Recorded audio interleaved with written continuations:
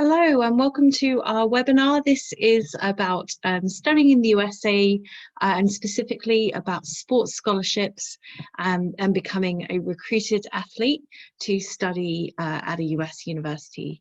So my name is Rowena. I'm one of the Education USA advisors at the US-UK Fulbright Commission. It's our job to help people in the UK figure out how to study in the United States. So a little bit about us, first of all. We have an enormous range of services that we offer to help people in the UK figure out that journey to study at US universities. So whether you're interested in how the application process works, how to select a US university, how funding US higher education works, all of those questions, we are here to help. We do this through a range of different events, both online and sometimes in person, current situation accepted, to help students find their fit at a US university and make that dream of studying in the US happen. As I said, I work at Fulbright, but on this Education USA work, I had the enormous privilege of going from the UK to study at a US university. I ended up in California and had the most amazing experience of my life. And so I'm absolutely delighted to be able to help other people get there. So we are here to help. There's all sorts of opportunities to learn more about the process. So if you have any general questions about studying in the United States, please do check out our website, which is where you would have registered for this webinar. We have loads of help and advice and guidance, and you can get in touch with us as advisors at any point using the contact details on the website. So I'm really delighted to welcome you to this webinar that's going to focus in on sports scholarships. Just to get things going, if you could just pop into the chat box and let us know what is your sport of choice. So what sport do you play, or if you play a couple of sports, if you find the chat box, I'd love to see the sports that you play.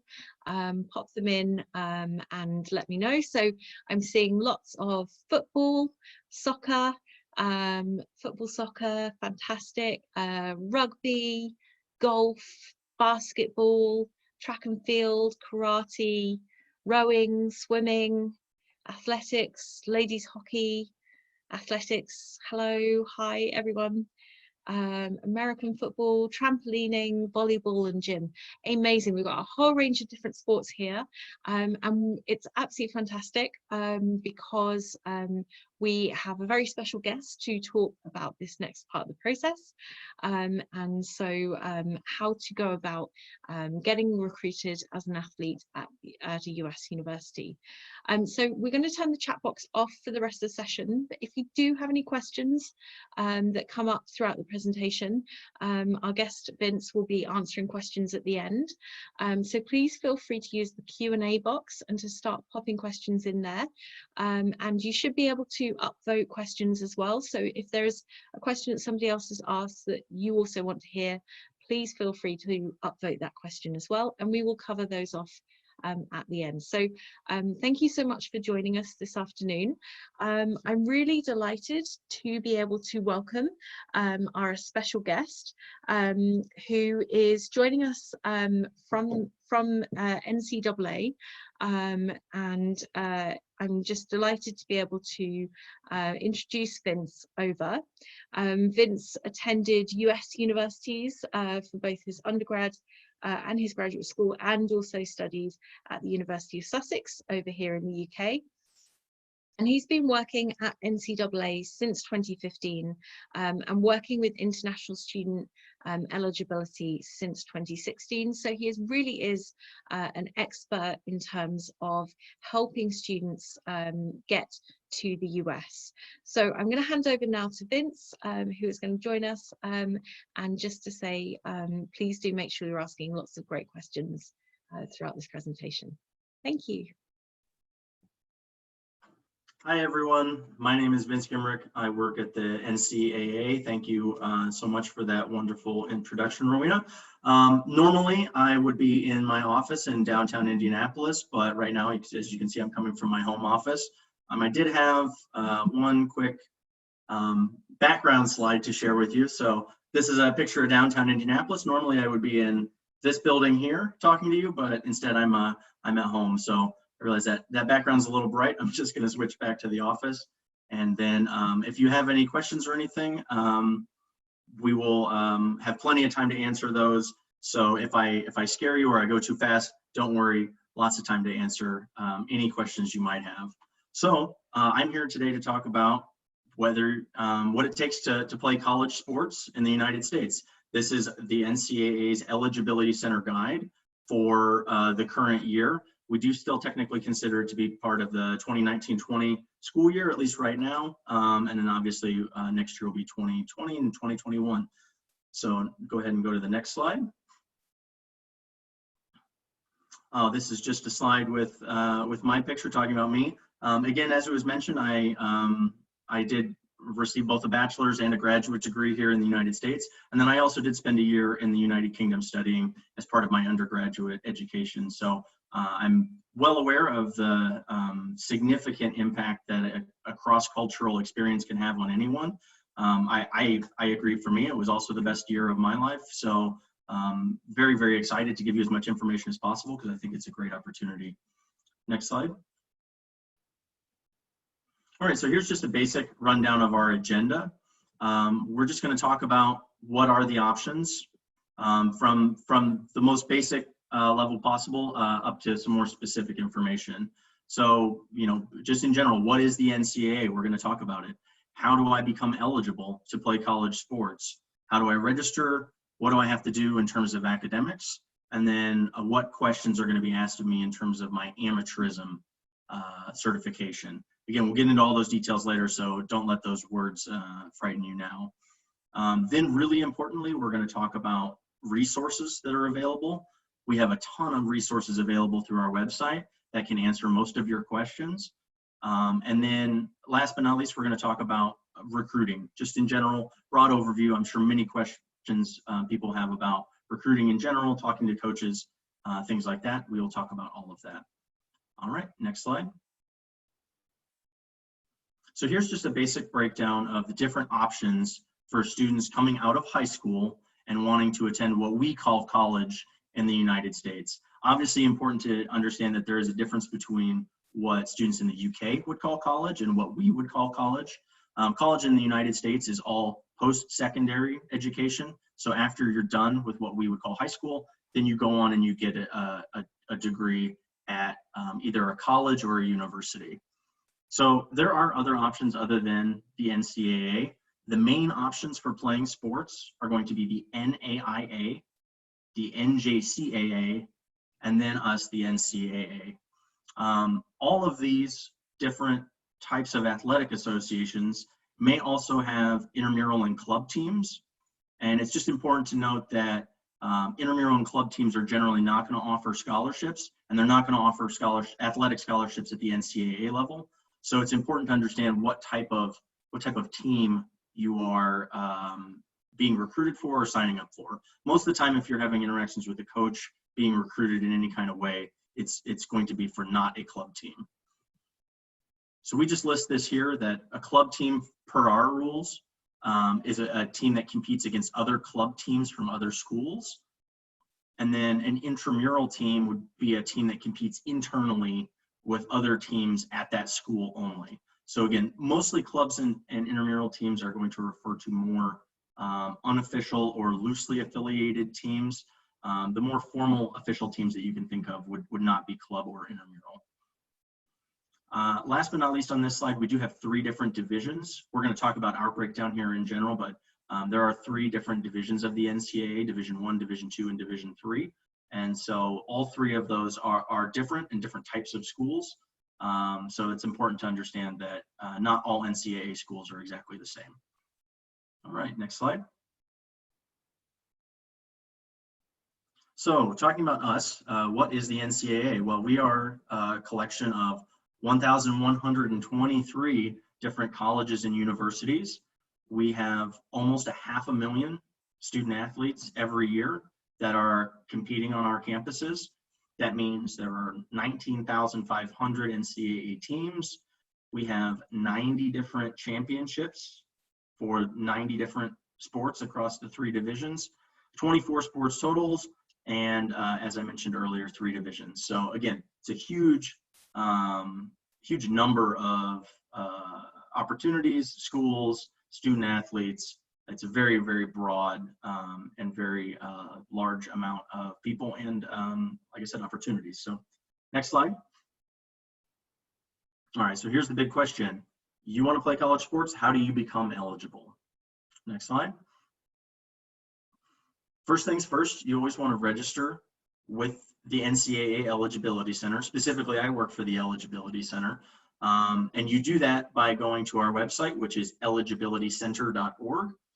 This is the place you always want to start before really you do anything, before you make a recruiting profile or as long as you've made some kind of decision that you're interested in college sports, you want to create an account at eligibilitycenter.org.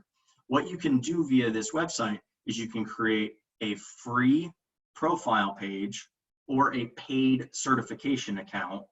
And if you want to create the free profile page, you can then upgrade that later into a paid account if you want to. So there's absolutely no risk of going to the website, signing up for a free profile account. And then, like I said, if you later decide you want to upgrade that to the paid account, you can do that. All right, next slide. So we're going to talk for the next few minutes here about our initial eligibility standards. And I'll try to touch on some UK specific information as to how this relates to everybody.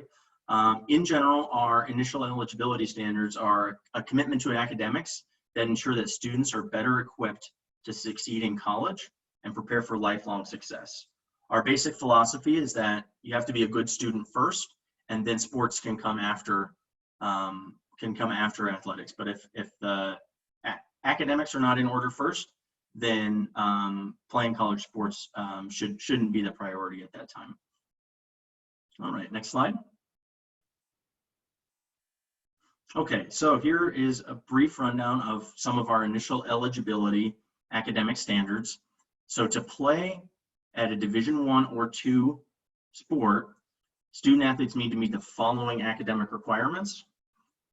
They must present an acceptable form of proof of secondary school graduation.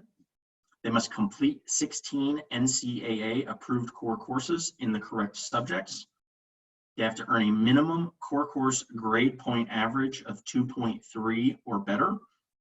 And then they have to have an SAT combined score or ACT sum score that matches the core course GPA on our Division I or II sliding scales. So that's a ton of information. I'm going to try to go through that a little bit slower and break down all 4 of those bullet points in detail so that everybody understands what we're talking about. All students from all countries have to present an acceptable form of secondary school graduation. We'll get into it more later, but we have a document called our International Guide that lists all of the types of documents that we accept for all students from all countries. The most basic form of proof of graduation that we would accept for students from the UK is 5 GCSE passes. So 5 GCSE passes in any subjects will be considered acceptable secondary school proof of graduation. There is also a much, much longer list in the International Guide that lists all of the types of proof of graduation that we accept for students from the UK. It's anything. It's GCSEs, AS levels, if you can still get them, A levels, and then we have a lot of BTEC credentials, NVQ credentials, so lots and lots of options, but again, we'll talk about that more in detail later. So the second requirement is you do have to complete 16 NCAA approved core courses in the correct subjects. We'll get into the details of the exact 16 that are required later, and I'll probably go into more detail at that point as to how students generally complete those core courses and get credit for them. You have to earn a minimum core course grade point average of 2.30 or better. That is an important number And really what that means is a grade of a USB will receive a 3.0 GPA. An A is a 4.0, a B is a 3.0, a C is a 2.0, and a D is a 1.0. So what this is saying is you have to have a GPA of 2.3 or better at a minimum. That means you want to be getting grades on average that are better than a USC. That's hard to break down, and we'll talk about grading scale differences with the UK a little bit later. But in general, if you're thinking in your head what you want to be aiming for, a USB or better is usually a good benchmark. And then last but not least, you do have to earn an SAT combined score or ACT sum score that matches the core course GPA on our sliding scale. What we have in our rules is we have what we call our sliding scale. Sliding scale says the higher your GPA, the lower test score you can have in terms of an SAT or ACT score. But if you have a high SAT or ACT score, then you can actually have a lower GPA in order to become eligible. So it always balances out. If you have an okay GPA and an okay test score, that's fine. High in one, low in the other, usually okay, as long as it's a balance. Usually students end up having, you know, both good GPAs and good test scores, and that's fine too. Important to note that we only accept regular SAT scores, and we only accept regular ACT scores. The SAT have what they call subject tests, and we do not accept subject test scores. Obviously now, a lot of people probably have questions about the current situation with the coronavirus and the shutdown of SAT or ACT scores. We'll talk about that a little bit later, but just be aware that we're definitely well aware of that situation, and we've got contingencies in place to deal with the fact that SAT scores, SAT testing dates are canceled basically for the rest of the year, as far as we've heard. All right, next slide, please. So I said earlier that you have to complete 16 core courses, and then I talk about the specific subject areas. Here is the specific breakdown of the core course requirements for Division 1. Students have to have 4 credits of English or their native language. So for anyone in the UK, it's just going to be English. 2 credits of a natural or physical science, 3 credits of math at the Algebra 1 level or higher, 2 credits of social science, 1 credit of any additional English, native language, math, or natural or physical science, and then 4 additional credits of English, math, natural or physical science, social science, foreign language, comparative religion, or philosophy. So the way that the system was designed is that in the United States, 1 credit is equivalent to 1 year of coursework at that subject level. We have to have a lot of different rules to accommodate international students. So it's not exactly the way it works for students from the United Kingdom. The way that it works currently is that students can either receive grades and credit from their transcripts, or they can receive grades and credit from their exam certificates. And the way that we award credit from exam certificates currently is that students would receive up to 4 credits of any subject of an exam that they pass. Now, the big thing to note is that that policy may be going away in the next year and a half, but we have a lot of meetings to determine whether that will actually happen or not. So for right now, I'm just going to leave it at this, that these are the requirements. The important thing for students to be paying attention to is that you want to at least have credit in each of these subject areas. So if you have an opportunity to take a social science course like history or geography, you definitely want to take that course. I realize most students in the UK take history and geography in year 9 or key stage 3. And oftentimes for students that do not take a social science GCSE or another exam, we end up needing their 9th grade reports or their year 9 reports in order to make sure that they took social science in at least year 9. So that's the general breakdown. Again, it gets a little more complicated for any international student, but especially students from the UK, talking about how these credits work. But that's the broad strokes of it. And so you just want to make sure that you're taking as many of these courses as possible. All right, next slide.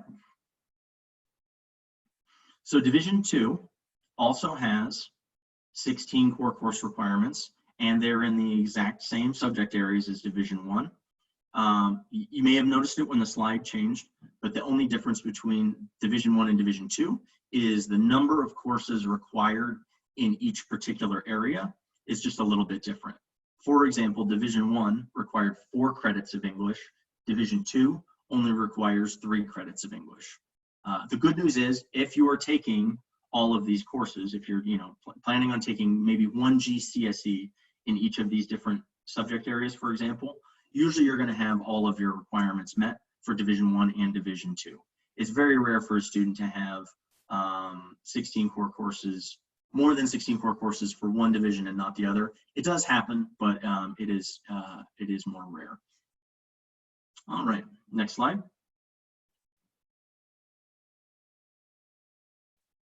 So what to submit? So we always request academic records for years 9 and up in every student's native language, and certified translations if your native language is not English. So anyone studying in the UK, that's not going to apply to, but anyone studying outside the UK, we do always have to have the native language documents. What really that means in terms of academic records for years 9 and up, most of the time students from the UK end up submitting their official copies of their exam certificates. The exam certificates we need are the ones that are actually issued by the exam boards themselves. So if you've already taken your GCSEs, you'd know that you have an exam certificate from whatever exam board you took it through, be it Pearson Edexcel or AQA or OCR. We need copies of those certificates that were issued by those exam boards. We also want any reports or transcripts that you may have for years 9 and up. And again, that's Key Stage 3 and up. We don't always need those for all students. And oftentimes we hear from students in the UK that it's very difficult to get those documents or they don't really exist. That's usually okay. The exam certificates are much more important. But we do request the academic records for years 9 and up because some students do end up needing them. Then all students are required to take the SAT or ACT and submit those directly to us. Again, we do have contingencies in place because of COVID-19 or the coronavirus, and we'll talk about that a little bit later. But at its most basic level, we always require SAT or ACT scores, barring extreme circumstances like we're dealing with right now. And then last but not least, although you don't need to submit a TOEFL score to us, the TOEFL score to the NCAA, sometimes universities do require that. That's a test of English as a foreign language. So again, any normal student from the UK that's a native English speaker, they would not have to take the TOEFL, I don't think, for most universities, but worth mentioning that we don't require that test. All right, next slide. So we always talk about 2 sides to our process. You have the academic side, and then you have the amateurism side. What amateurism is concerned with is your sports participation, and we have to evaluate the sports participation and amateurism for all students seeking to be eligible. So here are some general tips that will help you stay eligible to compete in college sports before you enroll as a full-time student. Next slide. So we review many different types of information during the amateurism certification process, but here are some of the most frequent and most problematic areas that people run into.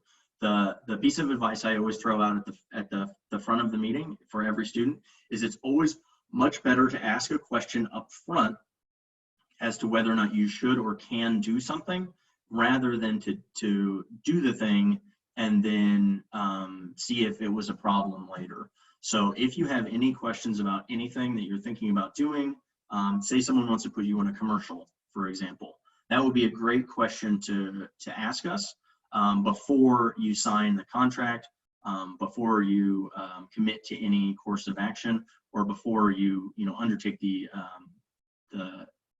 thing itself. Always worthwhile to check with us first. So some general issues that we review in terms of amateurism certification is whether or not you have delayed your full-time college enrollment to participate in organized competition. What that means in general is that most students for most sports are allowed a 1-year grace period after their expected date of graduation from secondary school to continue participating in their sport without penalty. I'll mention it briefly now that the differences, all sports have that 1-year period other than tennis, men's ice hockey, and skiing. So if you play any of those 3 sports, maybe put a mental note in your head about what I'm saying now, but everybody else gets a year after they are expected to graduate. Now, when you're expected to graduate is a very complicated issue for students from the United Kingdom. So again, I would recommend you reach out to us directly if you have questions about your specific timeline, because it's going to be very important for you to understand when we would have expected you to finish your secondary school education per our rules. General benchmarks for us are that you are expected to finish your GCSEs at the end of year 11, and then you are expected to finish your A-levels at the end of year 13. Again, you do not have to do A-levels. You can pursue a different path. A lot of students choose a BTech path, for example. What we would consider to be also on a 13-year path would be a BTech level 3 extended diploma. And again, I said we'd talk about it later, but we do have an international guide that lists all of our different credentials that we accept. A-levels and a BTech level 3 extended diploma are just 2 of the common ones. So just to recap here, very, very important that you understand that students are expected to finish their secondary school education in a certain amount of time. And then usually you get 1 year after that as your grace period where you don't have to be enrolled in school, but you can continue competing without penalty. But I recommend everybody register at eligibilitycenter.org as soon as they can. And then if you have any questions about your specific timeline, ask us up front and we can give you all of the details that say exactly how it'll work for you specifically. So that's what we call our delayed enrollment rule. We also have many other rules that are reviewed during the amateurism certification process. Most notably, anything involving a professional team will be reviewed. What it means to be an amateur per our rules is that you've never been paid for using your skill in a sport. And the way that we determine that is by asking lots of questions about your involvement with professional teams. Have you played with professional players before? Have you signed a contract with a professional team? Have you participated in tryouts or practices with a professional team? Those are questions that we ask every single student, and it's not necessarily the end of the road if you have been a professional or if you've played with a professional team, but we recommend avoiding contact with professional teams if at all possible, and certainly rather than signing a contract with them, to contact us first, and we can let you know if that's going to cause any issues for you down the road. Again, the details are complicated and specific to each student, but in general, we expect all incoming students to be amateur athletes. On that front, we will ask questions as to whether you have accepted payment or any preferential treatment or benefits for playing sports. That includes whether you've accepted any prize money for playing your sport, or whether you have accepted any benefits from an agent or a prospective agent. We will ask about any involvement that you may have with a recruiting service, but it is worth mentioning that involvement with recruiting services in general is okay, and we'll talk more about this later, but some specific things should be avoided when working with recruiting services. Again, in general, usually okay, but there are some specific issues to avoid that we'll talk about a little bit later. And just to come back to it, I mentioned it up front, but I'll mention it here at the end again. If you have any questions about any action that you may take that could impact your amateurism certification, please, please, please just contact us first, and we can walk you through exactly what the ramifications of that action may be. And then you can accurately decide whether it's something you want to pursue or maybe something you should avoid until after your athletic eligibility is exhausted through us. All right, next slide.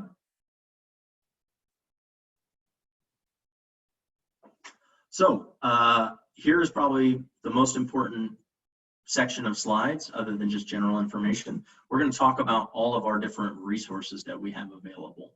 So all of our resources about initial eligibility, amateurism requirements, any other valuable insights, and then also very importantly, how to contact us. All right, next slide. So we have lots of different websites. Notably, we've got ncaa.org/playcollegesports. We have specific international student web pages, which is the link there, the International Student Athlete link. You can also just go to our website, ncaa.org, and we have a search bar, and you can just search for international students. Very important, if you do end up Googling anything related to the NCAA, that you always want to make sure that it's linking appropriately to one of our websites, ncaa.org. Oftentimes, if you just search for the answer to a question, you may get linked to a website that's not affiliated with us.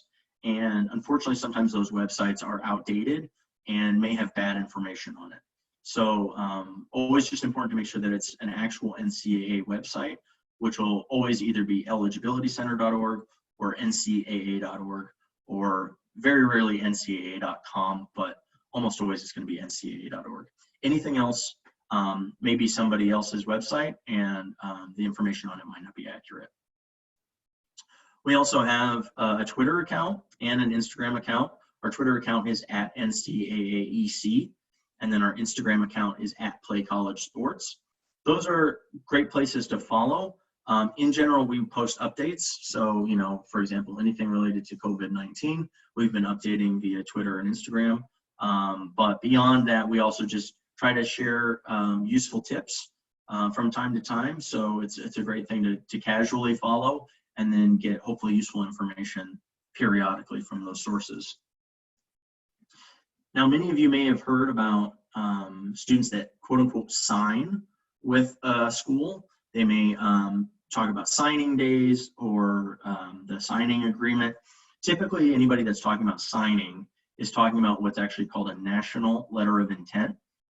And this link here, nationalletter.org, has all of the information about the National Letter of Intent program. So if you have any specific questions about that in particular, what it means to sign, what it means to have a National Letter of Intent, that's the great place to go to start, because that website has all the information about that program. All right, a couple really important resources for all students. First here is a link to our guide for the college-bound student athlete. The guide for the college-bound student athlete is our catch-all resource that contains all the information about preparing as a high school student to be a college-bound student athlete. It gives good benchmarks for what you should be studying and then when individual things can happen in terms of your overall education. It has recruiting calendars and just general guidelines for what you should be preparing for each academic year. Admittedly, it was written with U.S. students in mind, so some of the information may be a little confusing to someone from the United Kingdom, but it, in general, has a lot of good information about our rules and the requirements, and it's a great resource for everybody to at least take a look at. Very importantly for international students, though, as I've mentioned throughout this presentation, is what we call our international guide, or our guide to international academic standards. That contains the full list of all of our country-specific rules. So if you were to open that, we actually have 3 separate entries for students from the United Kingdom. We have specific rules for Northern Ireland, we have specific rules for Scotland, and then we have specific rules for England and Wales. So depending on the country that you've been attending secondary school in, or the system you've been attending it in, you would probably want to check all 3 of those just to make sure that you understand how our process works. The guide contains information about grading scales and how we will turn your grades in the United Kingdom into a US grade equivalent. It contains information about all of the documents that we accept as proof of graduation, and then it also contains lists of documents we don't accept as proof of graduation.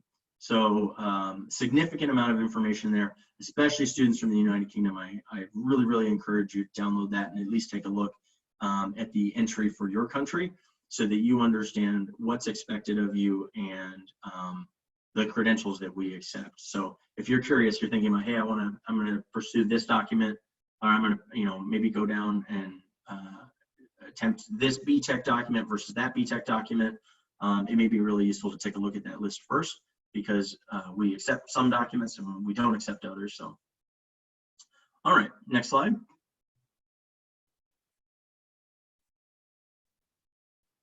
So new for 2020, we have individual web pages on ncaa.org that have valuable information for all students from all countries. The nice part here is you can just click on your country and immediately get the information that I've been talking about.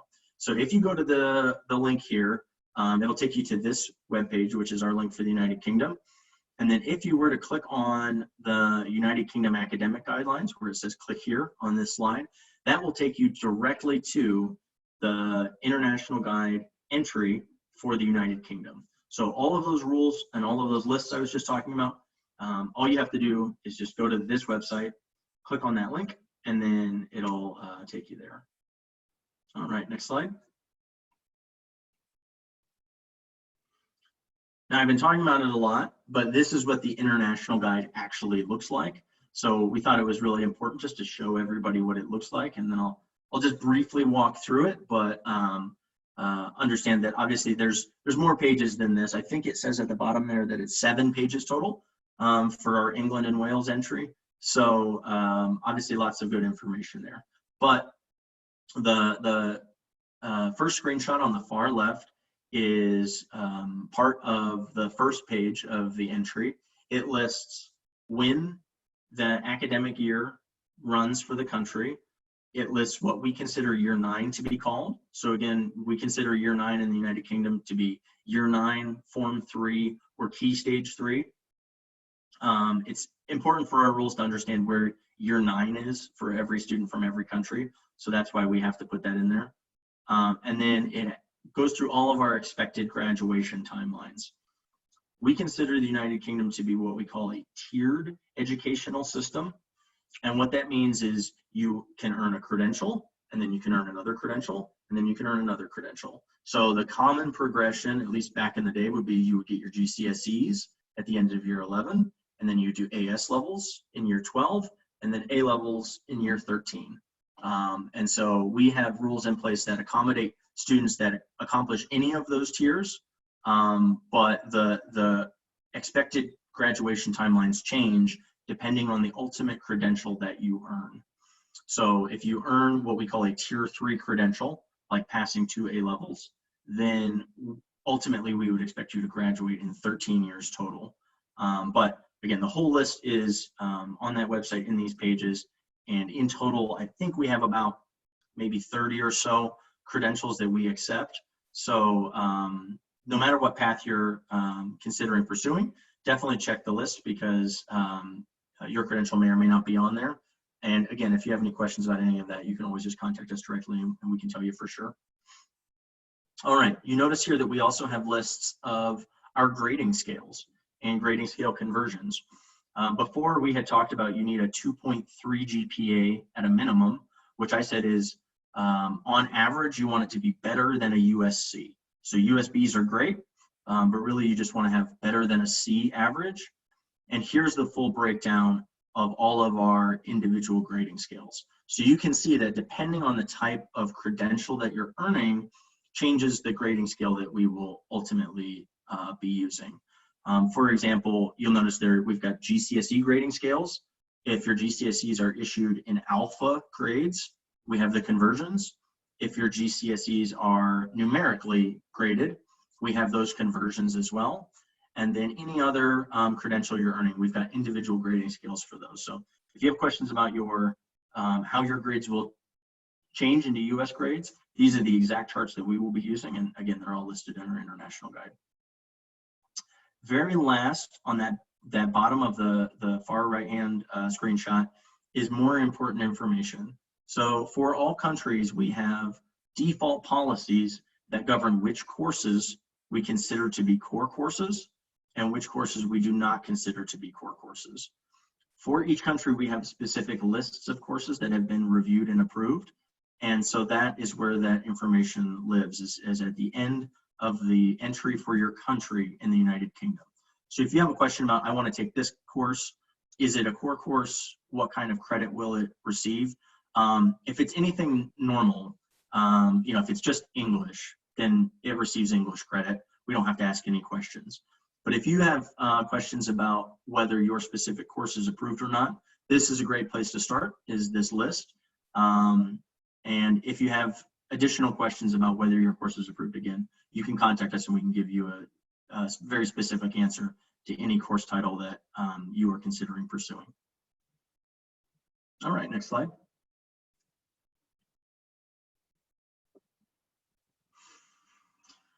So before, we talked about in detail about our amateurism rules, amateurism requirements, and everything that we review for.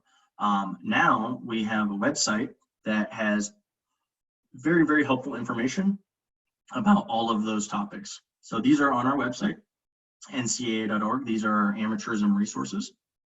And again, they are generally aimed at educating on specific sports, such as soccer and tennis.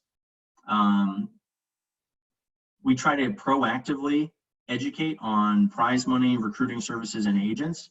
So if you clicked on any of those links, you would actually be taken to a specific web page that would have a lot of information about that specific issue and hopefully provide some answers to frequently asked questions about that issue in general. So it's a very, very broad topic, very difficult to talk about with any specificity in a short presentation like this.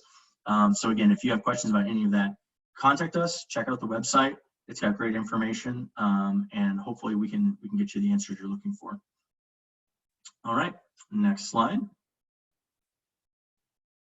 So now we're going to talk about our recruiting rules. I'm sure a lot of you have questions about contacting coaches and being recruited, and so I'm going to try to give you the best information that I can. Next slide. So before I had mentioned briefly recruiting services, and now we want to talk about that in more detail.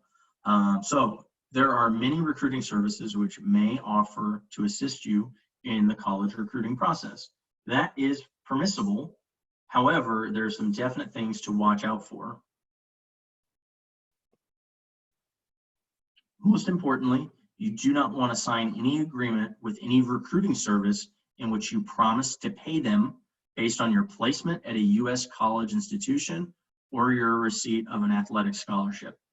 What that means is if you talk to a recruiting service and they say, yep, you can use our recruiting service, the fee is £100. That's generally okay because that's what we would call a flat fee. If they say, well, it's going to be £50, but if you end up getting a scholarship to the United States, then we're going to charge you an extra £200. That is what would not be okay. So any recruiting service that's asking you for some money now, but if they get you a scholarship, they're going to want more money later. You just want to avoid that. Again, in general, anything that's a flat fee is okay. Anything that's a contingent fee based on any kind of scholarship you would get should be avoided. Also, very importantly, you do not want to let any recruiting service agent fill out any of your NCAA information on your behalf. Any information that's provided to the NCAA that's later deemed to be provided that is false can potentially get anybody that submitted it in trouble. And really what that means is anything on your account is information that you have said you are entering. And so anything that is inaccurate will only penalize you at the end of the day. It'll only penalize the student. So you want to make sure you fill out all of your information yourself and that all of your information is accurate according to you. If you have questions about that or how to answer questions, we can always help you with that too. Sometimes it's really hard to figure out what we're asking in some of our questions. And so definitely feel free to ask us and we can walk you through exactly how that's, what the question is asking for and maybe how to answer it with your information that you give us. All right, next slide.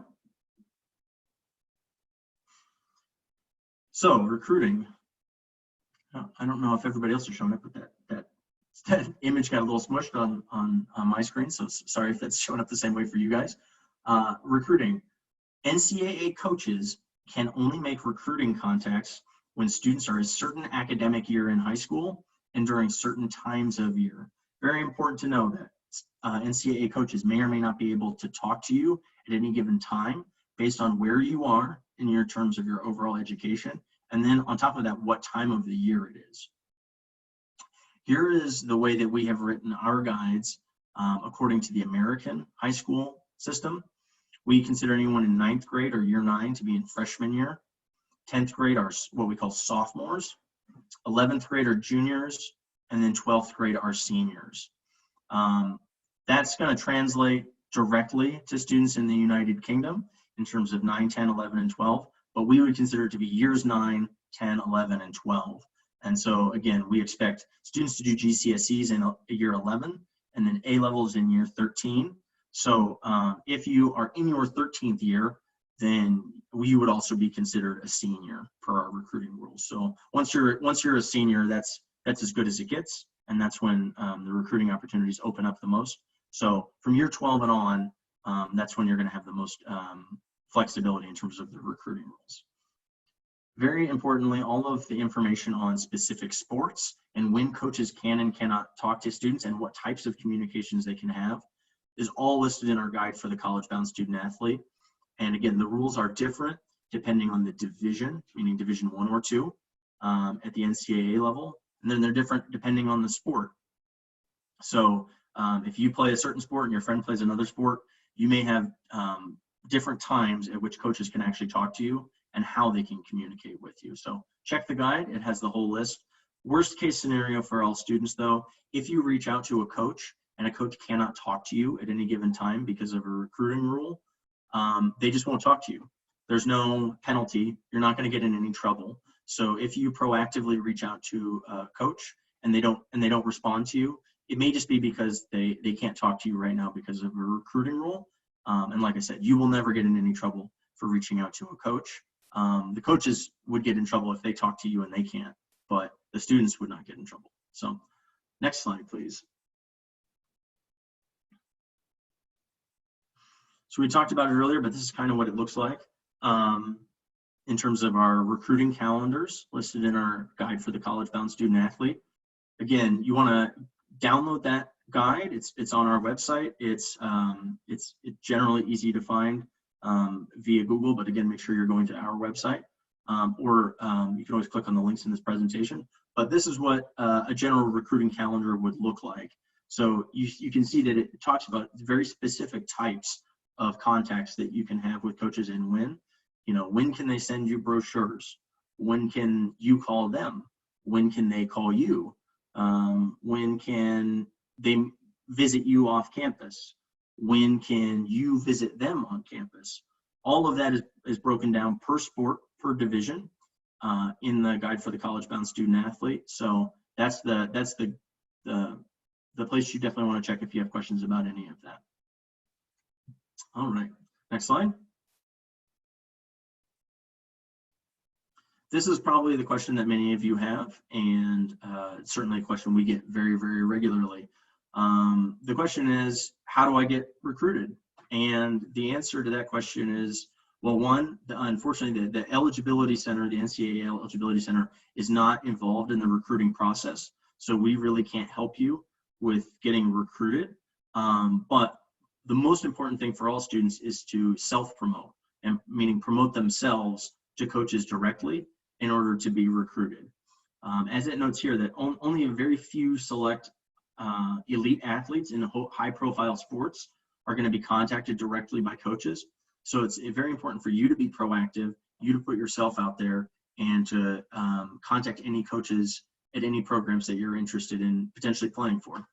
So you should send your emails, your letters, your videos directly to coaches, and you can almost always find their contact information on their university website.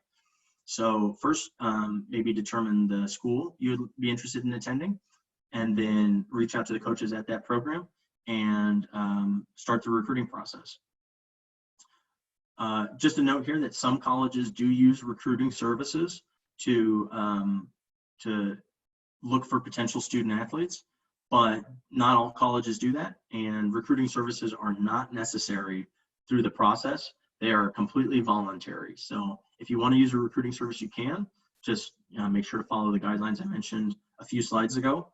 But again, if you don't want to use a recruiting service, you don't have to, and many students don't. So just information, hopefully that's useful for you there. Again, number one rule is always self-promote. That's the most important thing. Okay, next slide.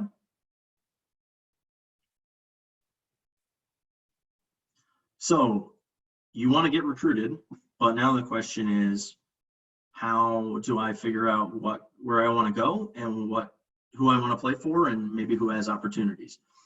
As we mentioned at the very beginning, there are literally thousands of NCAA schools and 500,000 NCAA athletes in a given year. So there are so many different opportunities that really you have the ability to choose what program you are interested in. So that should always be something you consider up front. First and foremost, you are going to be a student athlete, and student is the first part of that equation. So you'll want to consider academics. For example, does the school offer a program you're interested in? Maybe you're really interested in electrical engineering, but the school you're thinking about attending doesn't have an electrical engineering program. At that point, maybe it's up to you, but maybe you should consider a different school if the academic path is just not offered at the school you're attending. We talked about it earlier, maybe you need TOEFL scores for admissions, maybe you don't. Nobody in the UK is probably going to need TOEFL scores, but you never know. Importantly, a great question is, will you fit in academically? And that is going to depend on you as a person, you as a student, and then the place you're going to. Some schools are going to feel very different in terms of the academic rigor required, as opposed to other schools that will be more relaxed feeling. It's really all about what you and what you want to pursue. Important to think about whether you want to go to the best or highest rated school possible, but you don't want to get in over your head. So it's a very fair consideration to think about maybe not overexerting yourself, because what you don't want to do is you don't want to engage in a program and then decide after you're there that it's something you don't like. So always best to as much as possible do your research ahead of time. That way you can pick the best school for you. When you're considering athletics, some general questions to ask of coaches are, what's the time commitment for my sport? What's the coach's coaching style? And then how much travel is involved? Some schools and some sports will have much higher time commitments than others. Some coaches will have very specific coaching styles. And then some teams will have to travel frequently, and some teams will not have to travel very often. So you'll definitely want to consider all of those things. Last but not least, you also just want to consider the intangibles. Consider the type of city that the school is in. Is it in a city? Is it in a rural area? What state is it in? What's the weather like in that state? All really good questions you can be asking. Here in the United States, we've got a really broad geographic area. So, a school in Florida is going to be a really different experience than do a school in maybe Minnesota. So definitely be considering all of those factors when you're thinking about schools that you're interested in attending. All right, next slide.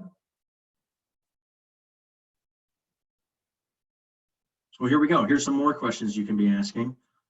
If you end up going on a campus visit or not, other great questions to ask are all right here. You can take the checklist with you if you want to, but may also just be good for you to be thinking about these opportunities for yourself. So you want to ask about academic resources on campus. Very important for a lot of international students that they feel like they maybe need some tutoring, or at least the availability of some coaching to help them through the transition process. I know when I was studying in the United Kingdom, it was a very different educational system. And so I was very thankful to have those resources on my campus so that I could adjust more easily to the change in educational system. You definitely want to talk to your coaches. If you are offered an athletic scholarship, you want to talk about scholarship renewals and length of scholarships. Important to note, I haven't mentioned it up to this point, but if you are offered an athletic scholarship to participate in an NCAA school, Only Division I and Division II can actually offer athletic scholarships. So Division III does not offer athletic scholarships. But then importantly, an athletic scholarship can be in any amount. So it can be what is known as a full ride scholarship, where essentially all of your tuition is paid for, all the way down to maybe a minimal scholarship that is just a certain amount of money. If you're not offered a full ride scholarship, then you would be required to pay the difference between your costs at the campus, usually tuition, meals, room and board, minus the amount of your scholarship. And so it's very, very important for you to understand when you're asking questions that to understand what the total cost is and to understand what would be expected of you in terms of overall cost. Again, can vary wildly from one school to another. A school in downtown New York may be much, much more expensive to attend than a school that's in a rural area of another state. You also want to talk to them about admissions requirements. And worth mentioning here that all of the eligibility standards that I've mentioned for the NCAA are just NCAA standards. Individual colleges and universities are going to have their own admissions requirements. And so you want to check with them to make sure you're meeting their admissions requirements. Just because you're eligible with us does not mean you're actually going to get admitted to the school itself, and vice versa. We're talking about any study abroad or internship opportunities that the school may have. We're talking about athletic training and medical expenses. Some schools will cover medical expenses for athletes, some schools won't. Definitely a great question to be asking about. In terms of academics, you might want to talk to them about degree programs that they offer or graduation rates for their students. I mentioned it earlier, but team time demands are a great question to ask about. Definitely you want to figure out your housing situation. So on-campus housing, what's known as off-campus housing, definitely something to be talking about because it's going to be important for you to figure out where you're living. Coaching philosophy we talked about. Injuries and rehabilitation falls into the medical expenses category, but what's the rehab facility like? Is there access to a doctor for my sport or just in general? What does that process look like? And then last but not least, always important, talking about time demands and time management are very important because it can be a big adjustment and certainly very demanding on your schedule if you're an NCAA athlete. All right, next slide. So good information about what to send to the school itself. If you want to send your cover letter or email expressing your interest in that particular team, you're always, good rule of thumb is you're always going to get a better response if you've done your research and you've thought carefully about why you want to go to that school or play for that coach or play for that team. So that's just good information in general. You also want to include your academic information, so SAT scores, transcripts, any other certificates you may have. You'll submit that to the NCAAs, but you'll also need to submit that probably to the school that you're talking to. If you have a resume or CV that has your stats or results, that's a great thing to submit. So anything about times or scores, pardon me, any tournament results, or links to any videos you may have posted either via recruiting websites or YouTube. Great to share that directly with the coach. All right, next slide.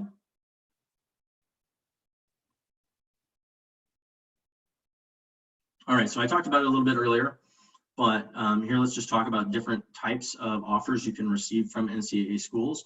You can be offered an athletic scholarship, which again is if all or part of your costs are being paid and a commitment is being made to you as a student that they will honor that commitment for a certain amount of time. You may be offered what's called a recruited walk-on spot. That's where you're recruited and promised a spot on the team, but you are not offered an athletic scholarship. Important to note that if you do not receive an athletic scholarship, or even if you do, you may also receive an academic scholarship, which would be separate from athletics. The specifics on that are always going to be up to the school that you are attending or wanting to attend. So definitely talk about those opportunities with those schools directly because they can tell you exactly how that looks for them. Very important with a recruited walk-on, anything less than a signed written scholarship offer, if it's not in writing, then you are just taking the coach's promise, and you're taking the coach's word for the promise. So very important to note that if you are just given a recruited walk-on offer, you may or may not actually have a spot on the team, and there's no guarantee that you actually end up getting any playing time. So I don't want to scare anyone. That sounds scary, but it's just worth mentioning that in terms of enforceability, the only thing we recognize is a written agreement. And then last but not least, you can always be an unrecruited walk-on or a tryout. That would be a student who attends the school and then tries out for the team, or has the opportunity to try out for the team. Again, that would be you're just attending the school as a regular student and then hoping to make the team once you're there. Same thing as recruited walk-on, no guarantees once you're there, and no scholarship money offered up front. All right, next slide. So here's our links to our updated information regarding COVID-19 or the coronavirus situation. Both of those links have access to our frequently asked questions and our up-to-date information. Last Friday, we released a bunch of information about exceptions we are making for students that are graduating this semester. So if you are graduating this semester, you're planning on taking your exams this summer, but obviously they've been canceled. If that applies to you, then definitely want to check out those resources because it has really good information about all of our policy adjustments for students that are graduating this term. We have very broad exceptions due to schools being shut down pretty much worldwide. So just be aware that we are on top of things, and we do have policies in place for anyone that's graduating this semester. Okay, next slide. Okay, so I don't know for sure. I think this is the last slide, but this is hopefully a good slide to end on. And this is how you contact us. Basically, the best way to contact the Eligibility Center is to use our contact form. You can click on that link, and that'll take you directly to our contact form, where you'll list some basic information about yourself, and then you can ask any question that you want. All that does is it sends us an email, and then we respond to you via email. So obviously we recognize that students from around the world are on different schedules. Hopefully that allows you to submit a question to us whenever is most convenient for you, and then we will get back to you within at most 2 business days. Usually our responses are very fast, especially if we are open, but the longest we will wait is 2 business days. So definitely submit any questions you have about you or anything you're thinking about, and we can walk you through absolutely every single situation. And as I've said multiple times throughout the presentation, oftentimes it's much easier to talk about individual students and their individual situations rather than talk about the rules in general, because sometimes that gets complicated and it's hard to give good specific answers about individual students. So I think that is it, unless I'm mistaken. Yeah, perfect, Q&A time. Perfect. Well, thank you so much, Vince, for your time. Just to say to everybody listening, if you've got questions, Vince, I think, is going to stick around for a little bit and answer some of those questions. So if you do have any questions, feel free to pop them in the Q&A box. Don't pop them in the chat box, pop them in the Q&A box, and we will answer them for you. So I'll just let you do that. And Vince, I've got some questions that have come in already. So here we go. We've had some questions that have come in. Raina is asking, many universities are becoming test optional or flexible, so SAT or ACT is not required when you attend with, say, the IB or perhaps A-levels. Would you still have to sit for the SAT or ACT when none of those universities that a student is looking at is required? Great question. So our rules require SAT or ACT scores for all students. Again, we do have an exception right now where we're not requiring that for students this semester that are graduating, just because coronavirus has shut down the SAT testing dates. But in general, we always require SAT or ACT scores. So even if your particular college or university does not require it, we still require it. And so you would want to register for those testing dates, even if nobody requires it but us. Amazing, thank you. Another question, this time from Erica. Erica asks, is an American living in the UK a national or an international student when using the NCAA website? Perfect, great question. So we consider international students to be students that have attended their secondary school education in a non-American system. So across the world, there will be American style schools. Maybe they're military schools for American military bases. Anybody attending an American style school or an American military school, they would be considered domestic students. Anyone attending an educational system that is non-American would be considered international. So if you're going to a regular, British style school, then you'll be international. Amazing. Fantastic.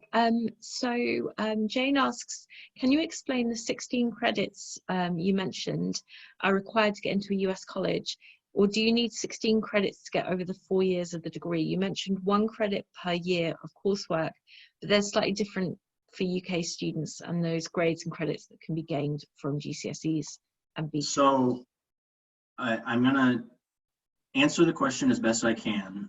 The good news is I actually have a meeting here for the rest of the afternoon today to discuss how this is going to work for UK students going forward, hopefully maybe forever, at least for a long time. So right now we're in the middle of a transition period that we have 2 different sets of policies that operate at the same time. One is based on your school transcripts, and then the other is based on your exam results. So again, without getting into the specifics, hopefully I'll have more information by the end of the afternoon. But right now, most students in the UK receive a majority of their credit from their exams themselves. And the current policy, the way we do that, is students get up to 4.0 credits per GCSE pass. So if you take an English GCSE, you can get, think of it in your head as 4 credits of English. The same would go for any other exam. So if you take an English A level, that's also up to 4 credits of English. And like I said, hopefully by the end of the afternoon, I have more information about how that's going to look for the future. But at least right now, that's how it works for most students. So if you're planning on what to do, we recommend taking as many core exams as possible, specifically GCSEs. And then if you want to pursue those later, you can. But if you're planning on taking your GCSEs, then making as many of them as core as possible, and that'll usually always help with your eligibility process. Amazing. So again, sorry if that's a cagey answer. If you have specific questions, please contact us directly, because what I'm telling you right now may be different 6 hours from now. So. And just to completely clarify, the credits that Vince was mentioning is about becoming eligible to be recruited as an athlete. It's not about your performance over the course of your degree or university or college that you go to in the US would then expect you to complete academic work in order to qualify for the degree. So the credits that Vince is mentioning is about being recruited as an athlete. I apologize. Yeah, that's a very great point. We do also have very specific rules for what students are expected to do once they're at their NCAA school. But all of that, you don't need to worry about it now. It's just general guidelines once you're actually at your NCAA school in terms of what you need to be doing. But your school will help you with all that. Fantastic. Vince, I have another question from Sammy here. Can a Division 3 coach support an application for academic or merit scholarships if there are no sports scholarships in Division 3? Yes, absolutely. Our rules specifically prohibit Division 3 schools from offering athletic scholarships of any kind, but that means that there are going to be many academic scholarship opportunities for students. Again, the requirements for our rules is that it has to be completely independent of athletics ability. So, coach can't say, well, please give her a scholarship because she's a great, soccer player. but they can say, well, she's a great student, so you know, give her a scholarship. So if you're interested in Division III at all, definitely want to consider talking to them about possible scholarship opportunities.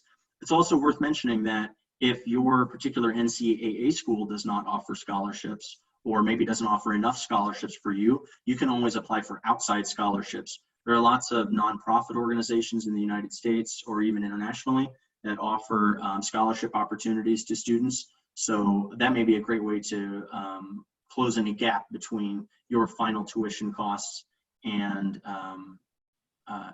ultimately the scholarship opportunities. Perfect. And I would just add to that, Vince, total agreement. And what I see sometimes with UK students is if they're looking at Division III schools and they're a really good fit at that school, a coach being supportive of an application is really helpful, because it's another reason that a school might be looking at a student in terms of they're a great academic fit, and look at these other extracurriculars, including perhaps you know, a sporting talent as well, and particularly if there's some evidence to back up that sporting talent, it can really add weight in the academic admissions process for a student. So a really great question there. Another question, you mentioned how some schools are more relaxed while others expect commitment. I am looking for sports to complement the academic experience and not overshadow it. How do I go about researching which universities might offer this kind of experience?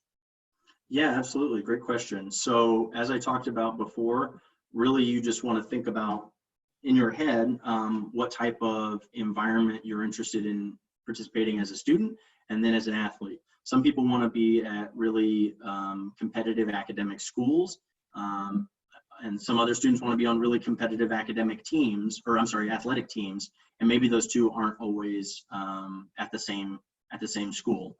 So, you know, for me, for example, I studied at the University of Sussex in Brighton for a year. When I was picking which schools I wanted to attend in the United Kingdom, I really had to think about the environment I wanted to be in, what kind of weather I wanted to deal with every day. So I picked Brighton because it's very sunny. But those are just the types of things you want to be thinking about in general. And then if you have specific questions about how anything works at a specific school, once you've narrowed down your focus and you think you might be interested, that's the time to start asking people that work there about what the school, what they think the school is like. They'll be able to tell you exactly what they think their school is, and they'll be very proud of it. So it won't be hard for you to figure out the requirements of any individual school. On the athletics side, you're really going to want to talk to the coaches of the teams in particular, because the coach is really going to usually govern kind of the feel of the athletic experience. And so in terms of commitments as an athlete, I would recommend always reaching out to the coaches that coach that particular sport at that school, because, you know, as I'm sure all of you have dealt with, one coach at one school may be very different from a coach at another school. And that's probably going to be really important to your overall experience. Another quick question here from Kristen, who asks, are your chances of getting recruited higher if you do not ask for or require a scholarship? Good question. All I will say is there are lots of opportunities for lots of different students. So again, if we have 500,000 student athletes that are playing at the NCAA in the past year, that's 500,000 different stories and 500,000 different types of situations. So, I mean, I would say it's probably a little bit easier to get recruited if you're not looking for a scholarship, but I wouldn't say it's up to you whether you want to ask for that up front. As we talked about earlier, you can also get offered spots on teams that are non-scholarship. You can be offered a recruited walk-on spot.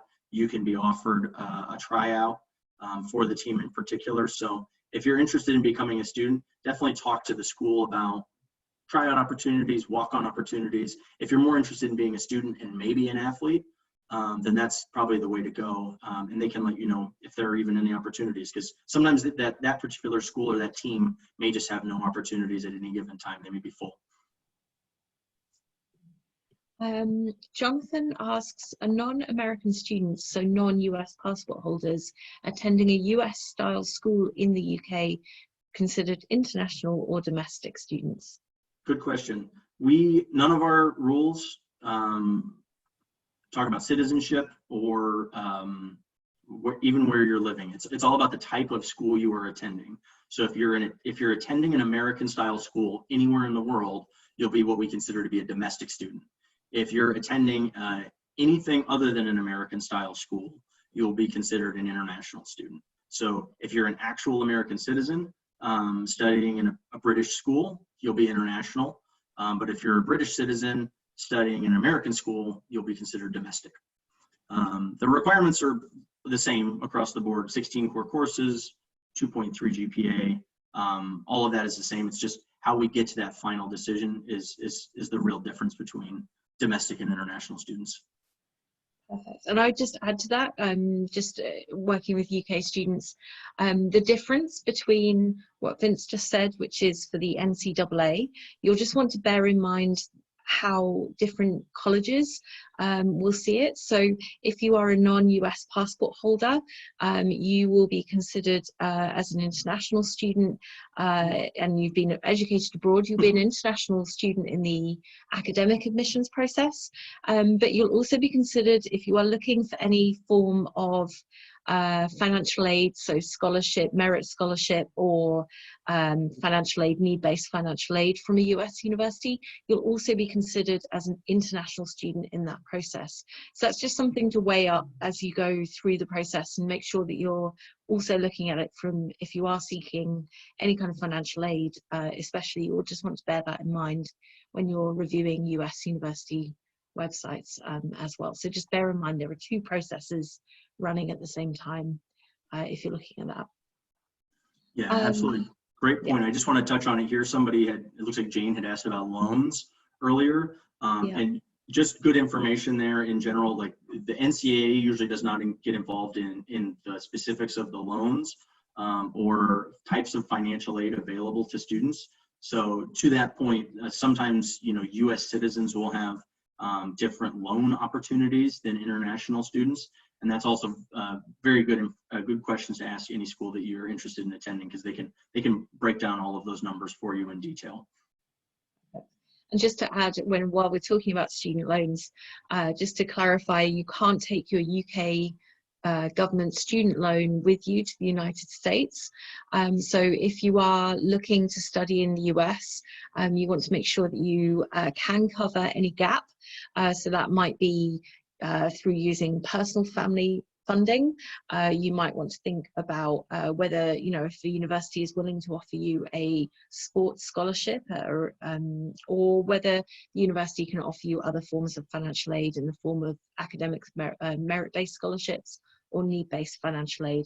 So just kind of understanding it. We've got lots of resources on our website and full webinars all about financial aid. So if you want to get stuck into those, we've got some recordings of past ones, and we also run those coming up. So please feel free to check out all those resources.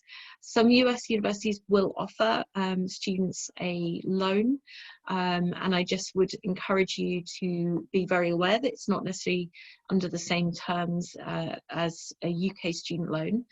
So just be very aware of what you're getting into there, and be very aware that it's different to how it works here in the UK. So just to round out that one. Other questions I have, I can see here, I had a great one. How common is it to get a full scholarship, including tuition, accommodation, food, travel, medical insurance, etc.? Very good question. So that really depends on you as a student, as an athlete. It depends on the school that you're looking to attend, their specific needs, and then their financial ability to cover those costs. All of our teams and our rules have specific limits on the amount of scholarships that can be offered per team and per sport. So sometimes, as I mentioned earlier, the schools will not have any scholarship money to give you, and it's not because they maybe don't want to, it's because they've already given all of their maximum amount to other students. So if you don't have an opportunity at one school, you can keep applying for opportunities at other schools, And so that's my biggest piece of information for anybody is if there isn't a scholarship opportunity at any given school, there may be one at another school. And with over 1,000 different schools and 500,000 athletes, again, lots and lots of opportunities for everyone. So don't get discouraged if you're not finding the opportunity you look for initially, because it may exist, it may just not be where you first targeted. Vince, you definitely recommend students are open-minded and flexible with their school choices as they come into this process. And when will the SAT resume? So I know that the organisation that runs the SAT is currently cancelling testing dates for students for this coming summer with COVID-19. So it looks like they will be resuming in the autumn, depending on the situation that's happening. So please do keep having a look. The organisation that runs the SAT is called College Board. You can also have a look at the ACT, which is the alternative test. So SAT, ACT, both the NCAA does not mind which one you take, nor does the universities in the US mind. My analogy is it's a little bit like Coke versus Pepsi. At the end of the day, it's all the same thing, and they're testing the same sets of skills. They're just slightly different, and some people have a preference for one or the other. So you can have a look also at the ACT, which are held and may have slightly different rules and regulations. So do have a look at those.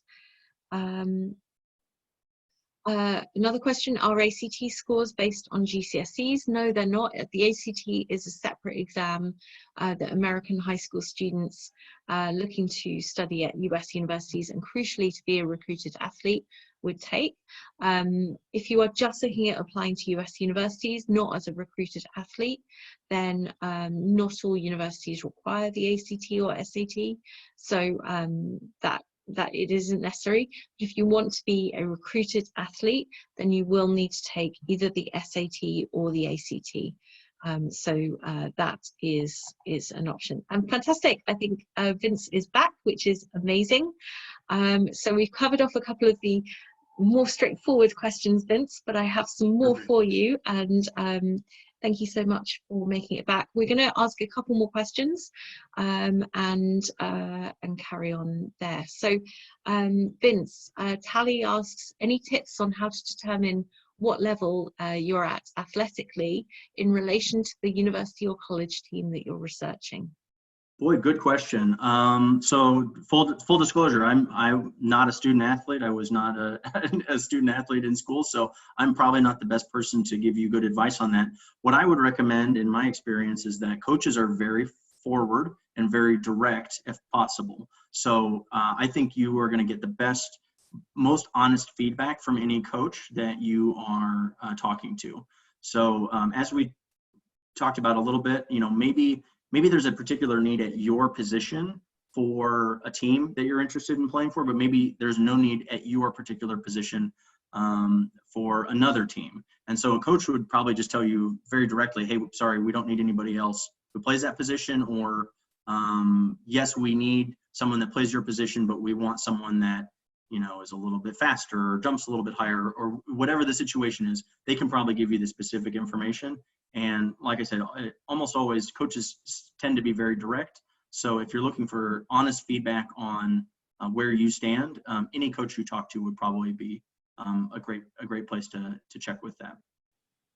Yeah, and I just want to echo Vince's recommendation here, guys, about a sporting CV is a really helpful way for you to communicate your sports results. I know, Vince, you talked to this, you know, a one-page document with perhaps your academics plus your sporting, you know, if you're a swimmer, your times and your competitions, if you are a football player, the teams you played on, your position, things like that, league results, and possibly also for team-based sports, a bit of video footage.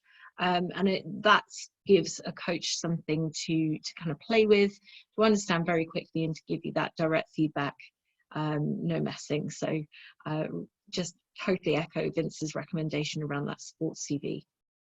Another great question here. Speaking of scholarships, if I were to suffer an injury or my performance is not up to par, would that jeopardize my scholarship?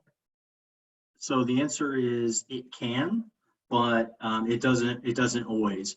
If you sign an agreement for a scholarship, that is always going to be a minimum agreement for at least 1 year. And so being injured or performance drops would not risk a scholarship in a certain academic year, but may risk it in future academic years. So for example, if you sign a 1-year scholarship agreement with your school, they may decide that they don't want you to play for them next year. That can be due to any real reason. It can be performance related. Maybe they have a coaching change. Maybe sometimes schools stop sponsoring their sports. So they say, we're not going to have a soccer team next year. If that happens, then you would not have a scholarship to attend that school the following year. So all of those specific details are going to be listed in the scholarship agreement you sign with the school. Sometimes you'll get a scholarship agreement for multiple years. They say, we're going to cover you for 4 years or 5 years if possible.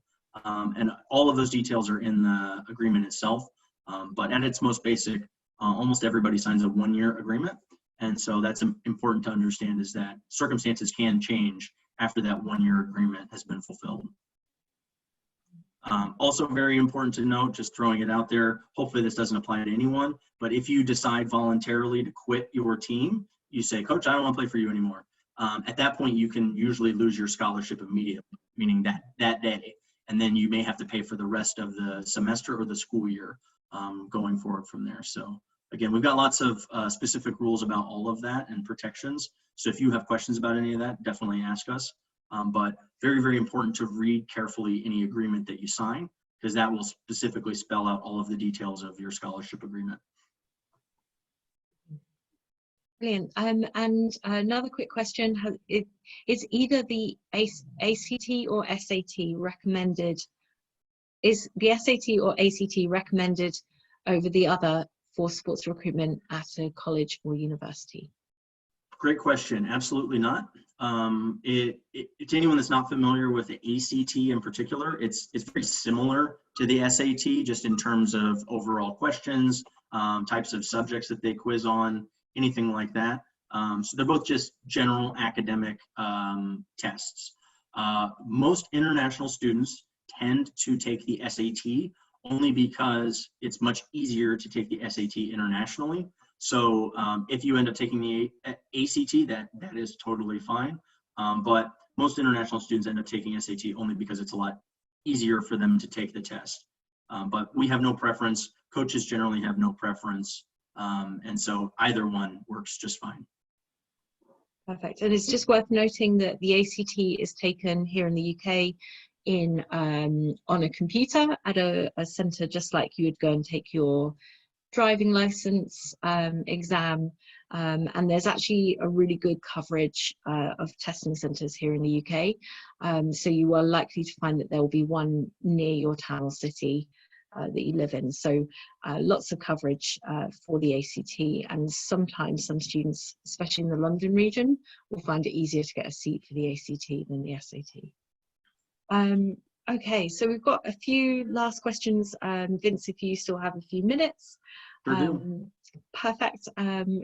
So questions, if SATs are abandoned just now and presumably college felicits and contact with coaches, does that mean everything will essentially be pushed back for a year? So in terms of contacts with coaches, the only thing that we have put a complete ban on at this point in time is in-person contact. So any digital contact or telephone contact can still happen as long as it's allowed per the recruiting rules. With SAT and ACT cancellations, we are proceeding this semester as if we do not require SAT or ACT scores for students that are graduating this semester only. So our plan is for everything to be operating as normal come this fall, and our hope is that those tests resume as normal in the following years. But for right now, we're just not requiring it, and hopefully that allows everybody to proceed as they planned coming up this fall. So we do not anticipate it pushing back anything by a year. We're still planning on having a normal school year this next fall and next spring. That is always subject to change. I'm sure we've all been part of it at this point. It just seems like something changes all the time with the coronavirus. So stay tuned to those links that are posted earlier in the presentation for any updates we have about coronavirus changes, anything like that, because again, anything can change at this point, but we're hoping that everything will just resume as normal in the fall. Brilliant. Vince, Olivia is asking, does the guide cover the conversion from the IB? Because this person hasn't studied A-levels, so is that in the international guide?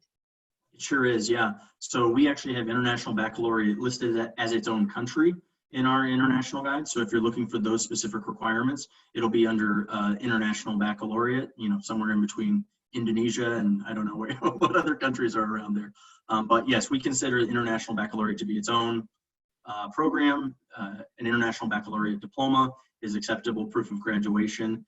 And in terms of general timeline, we would expect students to finish an IB diploma the same time they would finish A-levels. So the end of year 13 is the target there.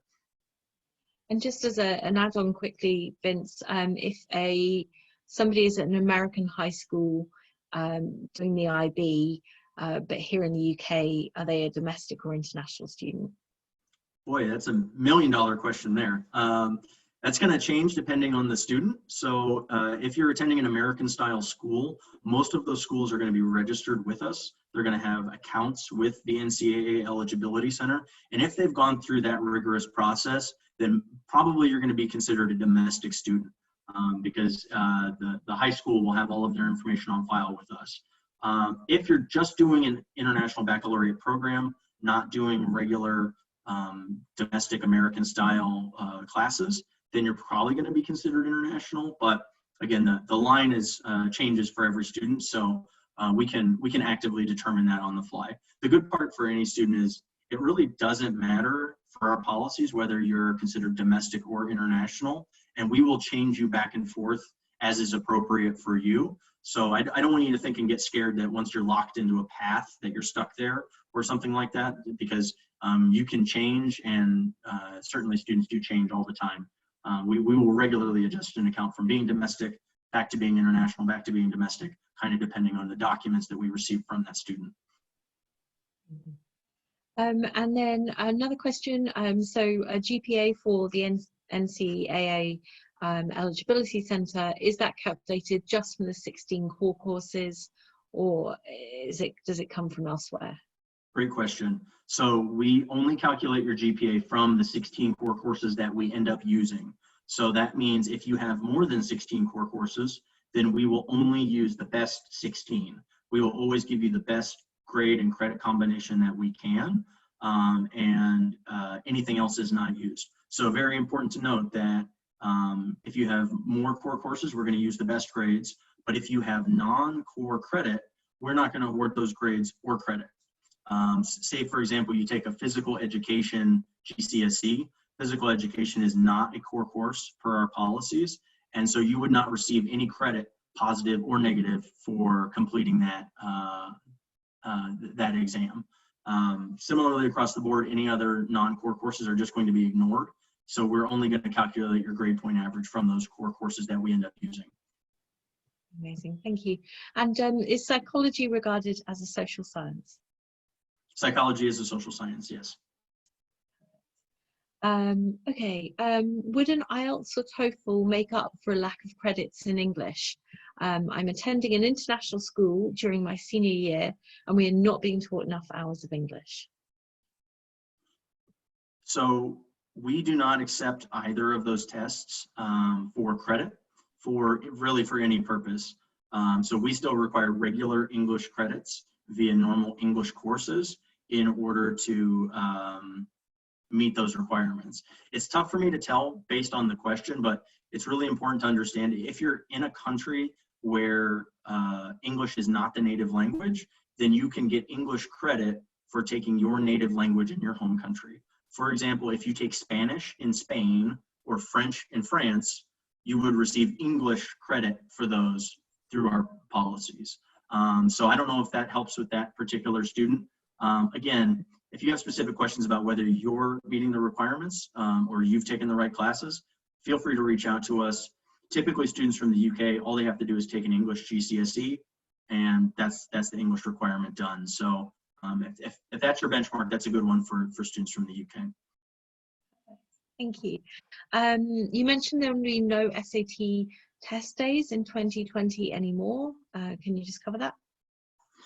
Sure. I don't, maybe I misspoke. I actually don't know about testing dates maybe in the fall, but at least currently all testing dates have been canceled worldwide. I don't know if there are really any exceptions to that at this point.